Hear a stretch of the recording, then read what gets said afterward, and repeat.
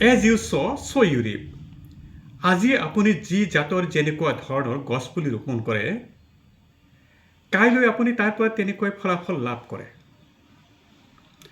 কেৱল গছপুলি ৰোপণ কৰিলেই নহয়, তাক সাৰ পানী যোগান ধৰিবলগীয়া হয়, সময়ে সময়ে শুশ্ৰূষা কৰিবলগীয়া হয়, ৰক্ষণাবেক্ষণ দিবলগীয়া হয়, চকু দিবলগীয়া হয়, তাত যাতে কোনো ধৰণৰ ক্ষয় ক্ষতি নহয়। ঠিক সেইধৰণে আমি আমাৰ সন্তানৰ পৰা আমি ভাল ব্যৱহাৰ প্ৰত্যাশা কৰোঁ, আমি প্ৰতিদান প্ৰত্যাশা কৰোঁ, আমি আমাৰ দিনটোৰ শেষত জীৱনৰ শেষৰ পিনে তেওঁলোকৰ পৰা আমি সেৱা শুশ্ৰূষা প্ৰত্যাশা কৰোঁ। তেওঁলোকৰ পৰা আমি যথেষ্ট ভাল ব্যৱহাৰ, ভাল মাত, কাষত থকা এই সকলোবোৰ আমি প্ৰত্যাশা কৰোঁ।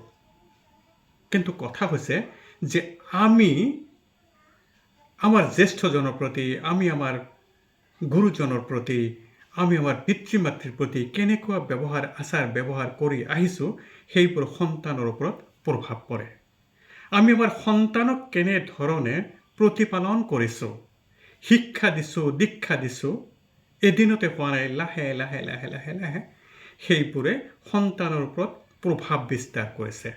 আমি কেনেকৈ উপাৰ্জন কৰিছোঁ, আমি কৰ্মক্ষেত্ৰত কেনেকৈ ব্যৱহাৰ কৰিছোঁ, ঘৰখনত কেনেকৈ ব্যৱহাৰ কৰিছোঁ, সেই সকলোবোৰে সন্তানক প্ৰভাৱিত কৰে।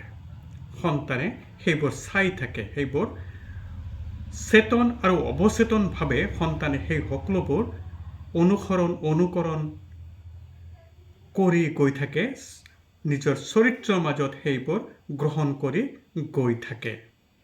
গৈ অৱশেষত সন্তান যেতিয়া পৰিপুষ্ট হয়, সন্তান যেতিয়া মেচিউৰ্ড হয়, আমাৰ সেই সকলোবোৰ লৈ পেলাই তেওঁ জীৱন ধাৰণ কৰিবলৈ লয় আৰু বাহিৰৰ এই সমাজখনৰ পৰাও, পৰিৱেশৰ পৰাও কিছু কথা, ভালেখিনি কথা শিকিবলৈ লয়। গোটেইখিনি মিলিয়েই সন্তান ডাঙৰ দীঘল হৈ আহে।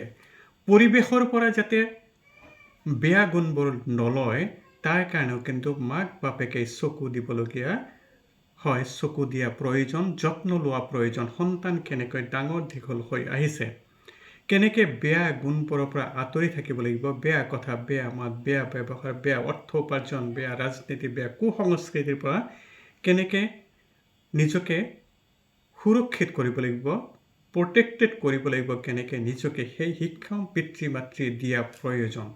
যদি সেইবোৰ নহয়, সেইবোৰ নোৱাৰে কোনো পিতৃ মাতৃয়ে, সেইবোৰলৈ যদি চকু দিবলৈ সময় নাথাকে, কৌশল অৱলম্বন কৰিব নোৱাৰে, তেতিয়াহ'লে সন্তান সঠিক ৰূপে গঢ়ি নুঠে।